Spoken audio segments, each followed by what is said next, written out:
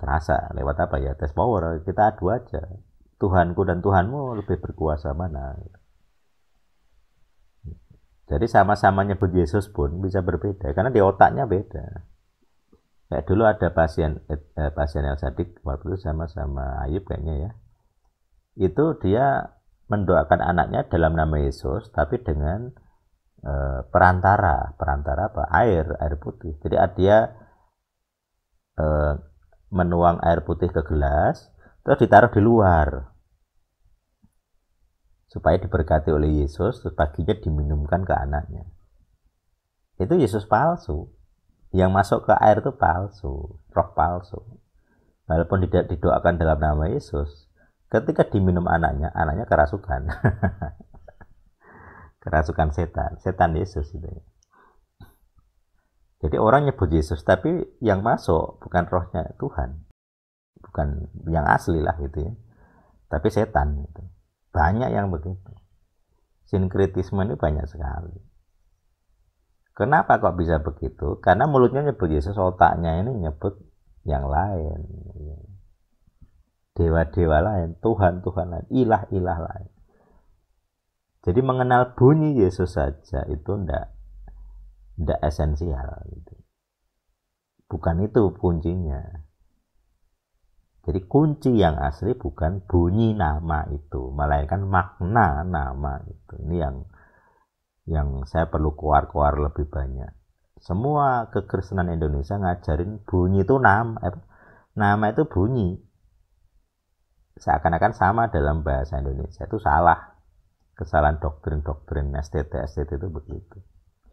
Nama itu bukan bunyi yang penting, tapi makna. Makanya saya selalu getol menggunakan bahasa Ibrani kuno. Kenapa? Karena bunyinya bisa beda-beda, maknanya sama. Seperti saya bilang tadi, Yehuda, Yehudim, Yahudi sama artinya. Yahudi, bangsa Yahudi sama dengan bangsanya Yehuda.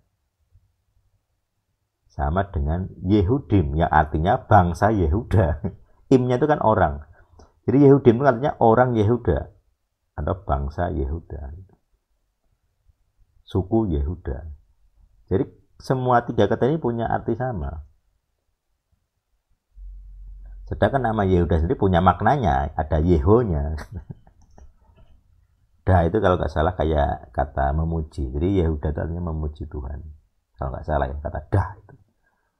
Jadi orang yang memuji Tuhan. Ini ada makna beda sedikit dengan kata halal ya, haleluya itu. Jadi kata dah ini memuji, tetapi ada makna lain selain memuji. Tapi yang sering digunakan ya yaitu. Jadi kata Yehuda itu artinya memuji Tuhan, kira-kira begitu. Salah satu maknanya. Nah, jadi yang penting itu adalah memahami makna kata, etimologi. Jadi nomor satu adalah etimologi.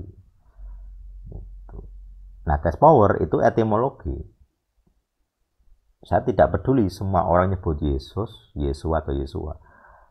Faktanya ada pendeta nyebut Yesua, tapi mengajarkan LOA, Law of Attraction. Apakah Law of Attraction itu ajaran Yesua yang asli? Ya enggak. Artinya dia mengajarkan Yesua yang palsu. Nyebut Yesua tapi salah. Nah itu contoh sudah ada. Mungkin itu anak-anak sekewa seperti itu. Nyebut bahasa Aram atau Ibrani.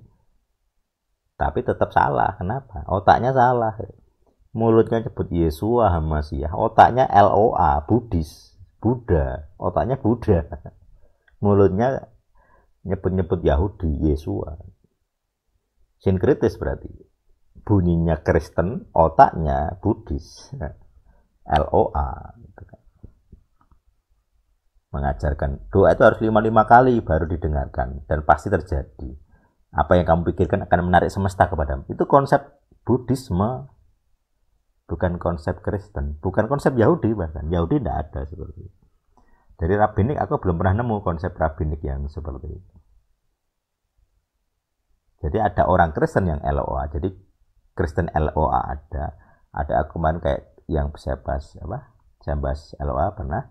Ada orang Islam juga mengakui LOA. Jadi Quranic LOA, ada bukunya. Jadi LOA itu udah masuk kemana-mana, diserap banyak agama. Jadi Kristen pun menyerap. Gitu. Nah cilakanya itu bukan yang original. Ajaran Yahudi tidak ada. Karena jelas sosok Tuhannya di mana dalam doa LOA itu tidak ada.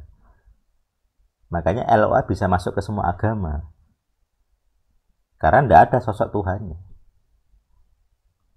Yang jadi masalah, kalau tidak ada sosok Tuhan, lah hukum kedua itu bagaimana? Kalau ada sesuatu yang berkuasa, tetapi tidak jelas sosoknya, pasti ada sosoknya berarti di hukum kedua.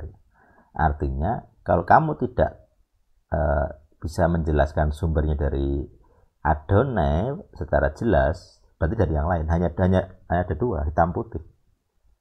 Hanya ada dua. Kalau bukan Tuhan, ya berarti setan. Kalau secara sejarah bukan dari Tuhan, ajarannya Tuhan, nah berarti kan setan. Nah gitu, simpel saja sebenarnya.